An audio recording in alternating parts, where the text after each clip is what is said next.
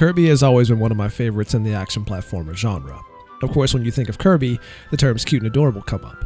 Well, action, not quite as much. For the longest time, Kirby had been locked to the 2D side-scrolling plane no matter the hardware, and the question of when it would get its full 3D debut always lingered in the back of my mind. Not only did Nintendo answer that question, they also delivered, gloriously.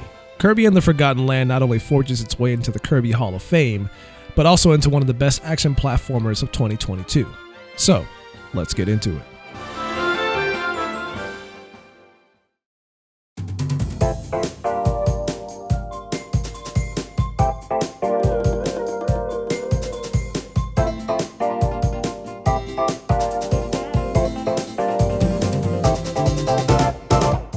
I often put Kirby in the same category as a Sonic or a Mario regarding story. Just point me in the right direction of the bad guy and I'll take care of the rest. However, for the first time, Kirby and the Forgotten Land changed that for me. There's this low-level sense of mystery and intrigue, and it kept my interest from start to finish. It introduces you to this new dilapidated civilization that is, in many ways, similar to our own. And unraveling the secrets of what happened there was an additional motivation to keep playing. Yet I found the slightly darker than usual story, well, darker for a Kirby game, anyway, charming and endearing all the way through, and surprisingly more in-depth than your typical Kirby title.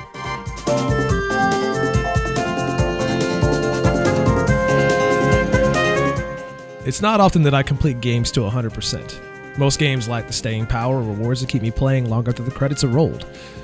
Kirby and the Forgotten Land, however, met both of these requirements and became one of the few games that I've completed to 100%. As with most Kirby games, the gameplay is simple, but it rewards you for taking the time to improve your skills. The familiar copying abilities are back with the added feature of upgrading, enhancing, and changing them. These improvements are often used in inventive ways throughout each level, which I thoroughly enjoyed. Additionally, Mouthful Mode is a new gimmick I found fun, often used to find secrets and used for cool mini-games and challenges.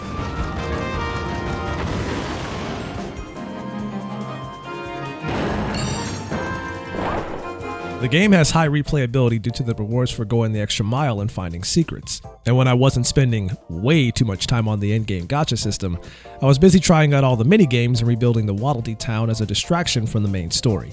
There's a lot of content here despite its simple appearance.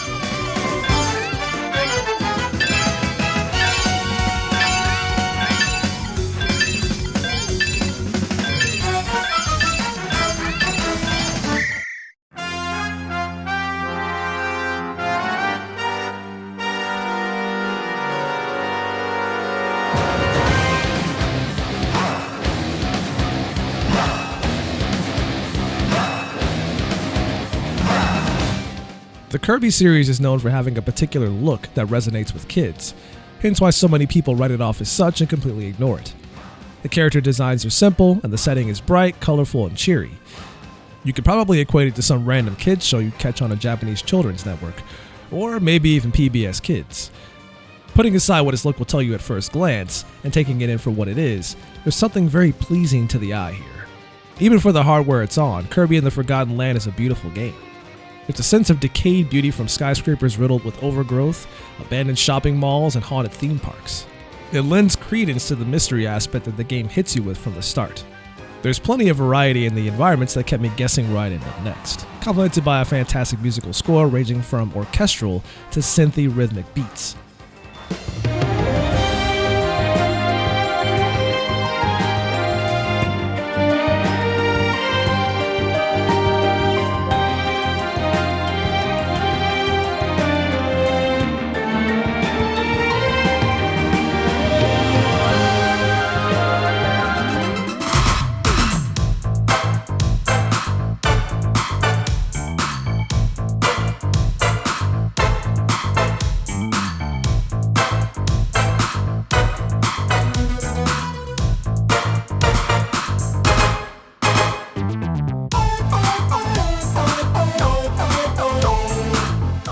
Kirby and the Forgotten Land is an exceptional new entry in the Kirby franchise and one of the best action platformers of the year.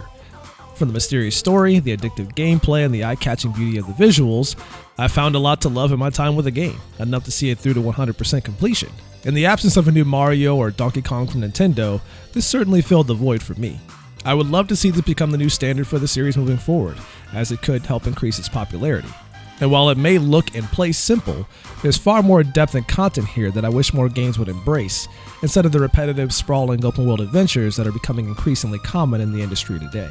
That said, Kirby and the Forgotten Land has earned its place as one of my favorite games of 2022.